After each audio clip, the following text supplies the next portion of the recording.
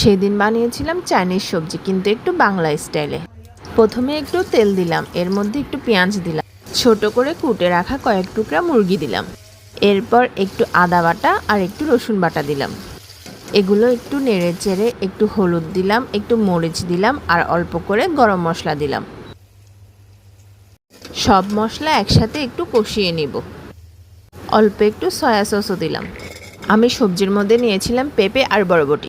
এগুলো ঢেলে মশলার সাথে মিক্স করে নিলাম। অল্প একটু পানি দিলাম সবজিটা কষিয়ে নেওয়ার জন্য। কষানো হয়ে গেলে টমেটো দিলাম।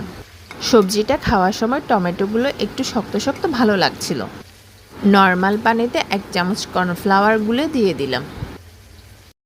লাস্টে অল্প কিছু ধনিয়া পাতা ছড়িয়ে দিলাম। এই হলো আমার সবজির ফাইনাল লুক।